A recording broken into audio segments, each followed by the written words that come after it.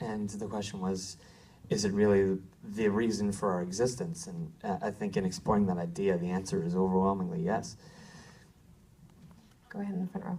Yeah, could you talk about your use of color? Obviously the landscape is pretty much white, but with the lighting especially, you do these subtle warm to cool color changes at times. Were they random, or I'm assuming not? I don't think there's anything random here, Definitely but can wasn't you random. discuss your use of color in the film? Exactly. Yeah, I mean, we wanted the film to feel very monochromatic at the beginning. And slowly, as Silas starts to switch on, you know, aquamarine and reds and oranges and different colorful sort of synapses are firing in him, and the world starts to change around him. As he starts to see the world differently, so do we.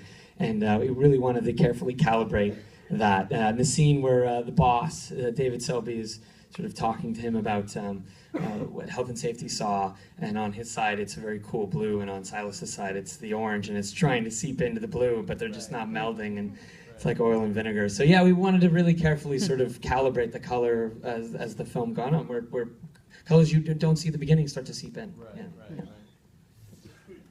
Are you saying this SOS supposed to be that everybody's supposed to be like androids, and then you don't want them to be humans, and that's what this is all about? The question is, do you see your characters as androids? I'm not sure if I got the rest of the question. Did everybody see the rivets on the neck? Are we all on the same page? No, I mean, I definitely don't think the robots are androids per se, but I think, you know, the idea was that they were very intellectually curious, and that they were progressing forward with space exploration, and you know, they just didn't feel anything. I want to ignore the back of that room over there. I don't see any arms, but so go ahead back there. No, so we're gonna call on this person over here.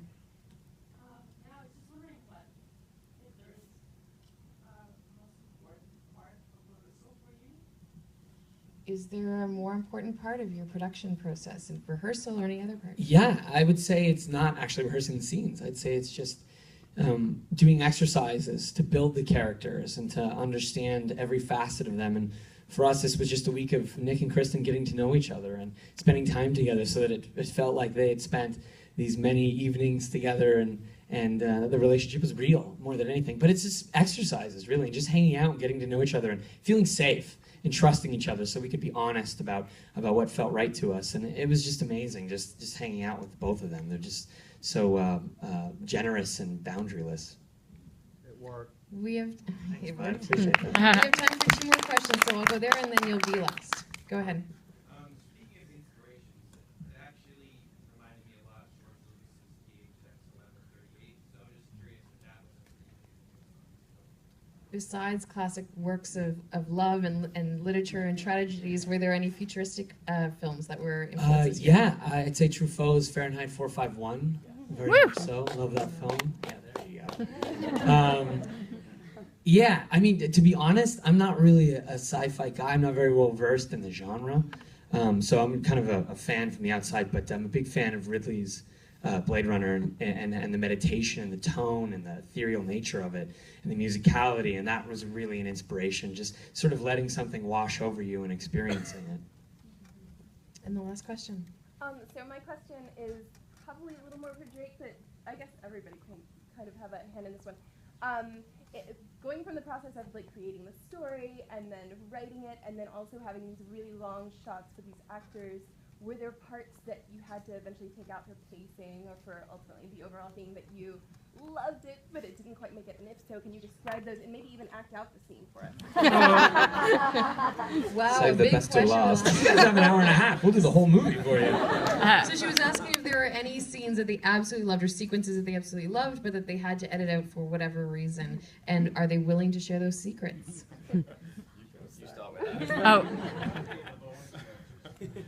Well, you know, editing is always a process of like bringing it down, and I think, you know, especially the way Drake shoots, we're always bringing it down. I mean, he does a lot of long takes. A lot of those takes of Kristen and Nick are like 30 minutes long, and so it's a process of grabbing those pieces and, you know, and putting them together in ways that we didn't really expect. There were a ton of scenes we cut out. There's a ton of scenes we moved around and shuffled. I mean, just it always happens. Like you get into the editing room and you start like, oh, okay. It's I like, mean, we've got 4 hours of footage of them in the bathroom just touching each other's faces. Let's be honest. there's a lot. There's a lot. It's hard to call cut when you're watching that. Our first cut of the film was 3 hours. No, I'm joking. Sorry, that was not true.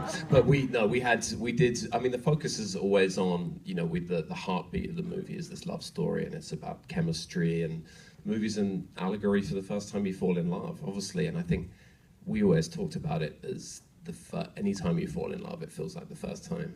Maybe that's just we're all soppy romantics up here, but you know, I think that was always the heartbeat, was sort of getting it back to Kristen and Nick and really sort of keeping that engine. There's this really long Tai Chi sequence with this group of people doing Tai Chi that we had, and Nick had to rehearse it for like months before, and he had to get the move down, and it's not in the movie. And he's still angry about it. Yeah, they're in there, and we love them, and it was so beautiful.